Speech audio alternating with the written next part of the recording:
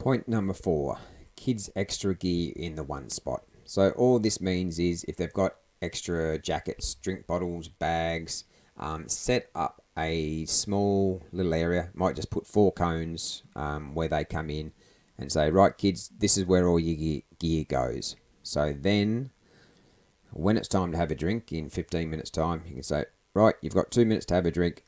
They can all run over in the one area. So you haven't got Johnny going off on one area, Michael going off, 50 metres because he dropped his bag when he came in, so on. Okay, so it's worth it. It's only a small thing, but it will save you a lot of hassle. So the kids, and after a training session or two, if you've got 4 green cones marked out, and they'll note it, just put their bags and their drinks in there when they arrive at training. And then it'll save them running off in different directions when you're having a break, and you'll be able to keep their attention and get them back into training sooner rather than later. So it's only a simple thing, but it just saves you a few minutes of the session. So it might add up to 3 or 4 sessions because kids are like cats. They're hard to herd. Try getting 2 or 3 cats in the one spot. It's not going to happen. So that's that point. Point number 5, not a big point, but worth noting here. So everyone's probably seen the regular cones there, but if you can get a few flat discs as well, they're only probably $5 for 10 or 15 of them, okay, off Amazon or wherever you want to buy them. So make sure that you've got a few of these regular cones, but also make sure that you've got some flat discs. So these ones on the left you'd use to mark out the actual area, and these ones on the right, if you're doing a drill and you need, for example, the kids to dribble through the cones, I would use discs, and that way that they're not hitting the cones and they're not getting knocked.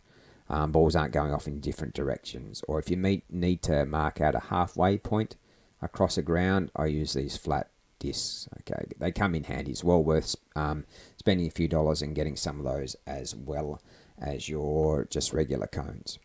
So point 6, don't over-explain a drill. All right, nobody wants to hear the coach talking for 10 minutes. Kids tune out after 30 seconds. So anything that you say after that is probably going to be wasted. So give them the main points, tell them about the drill. Say, right, we're over on this ground with the green cones, 3 on one team, three on the other. You're allowed 5 touches on the ball. Okay, let's go and get into it. Okay, so the main thing that you'll achieve by that is, like I said, the kids don't listen anyway after the first few instructions. So get them into the game, and then after a minute or two, then you can bring in other instructions. So just pause it for 10 or 15 seconds and say, right, now we're only going to use our left foot, or right, we have to have 3 passes before we can score a goal. Okay, so then they'll take that on board and they'll go from there, right? And it also gives you time to make sure that you've got the drill running how you want it. Okay, so start the drill, and then after a minute or so, you might have to make a few adjustments. Maybe you need to even up the teams or something like that. So saves everyone a bit of time.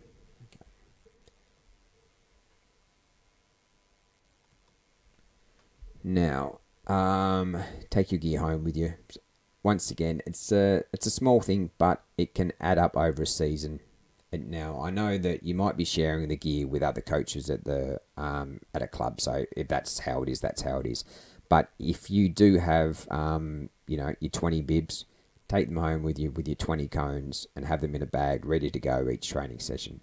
So then, what I've found over the years is sometimes you'd get to training and there's been a team on before you and they've borrowed your gear, so you've either got to wait for them to finish, or half of it's been put in a different area and you can't find it.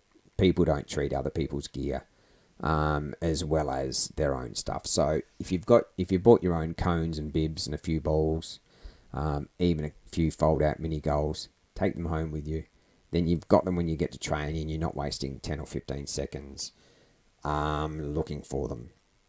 Okay, now let's just quickly go over these. So point 1 was plan your session ahead of time. So this will save you, will make the session run smoother and the kids will enjoy it more. You'll enjoy it more. You'll be more relaxed.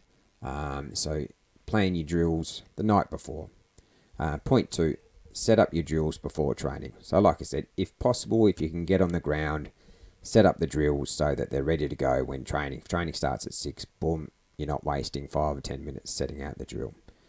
Number three, have enough balls for every player, if possible. So we want to get the kids on the ball as much time as we can. So if they've all got a ball, they're all getting more touches, more passes, more dribbling, everything like that. So if at all possible, have a word with whoever's in charge at the club, or if you can, talk to the parents and get them all to chip in $5 and buy a few balls, or get the kids to bring a ball each. All right, that's always a way around it. Number four, kids' extra gear in the one spot. So this was just about putting drink bottles, jackets, raincoats, whatever, all in the one spot, so that you don't have kids running off here, there, and everywhere when you have a break. Number five, use flat discs plus cones. So if you can use flat discs to mark out the halfway point, or the gates, like if you're passing through an area inside a drill, use flat ones so that the balls aren't hitting them and getting knocked away. Number six, don't over explain a drill. Keep it simple, stupid. Okay, just 30 seconds. A point that I've heard mentioned a few times is no lectures, no laps, and what's the other one? Oh, it'll come to me. But yeah, no lectures. So you don't want to be hearing your own voice for 10 minutes. The kids aren't going to pay attention. And the no laps one is you want the kids on the ball as much as you can. So have them, if they are running, doing a dribbling skill, have a ball with them. Don't just have them doing laps. Number seven, take your gear home with you, just so you know where it is and you're not wasting time when you get to training. Now, bonus tip, when you're talking, get the kids to sit on their ball. So if you're explaining a drill, say, right, bums on ball, or sit on the ball, and you'll notice after about the second training session, bang, they'll all do it straight away. Okay, and what happens when they're sitting on their ball? Anyone? Yeah, they're looking at you. They're paying attention. They're not bouncing the ball. They're not kicking, trying to juggle it, anything like that. So yeah, it's just a handy little tip. Another one is, hands on head, something like that. But if you say, right, bums on ball, you'll do that, and then they have to pay attention. They're not kicking the ball around. So, all right. So that's the end of the first section. I hope you got some good information out of that. And whenever you're ready, let's jump into the next section.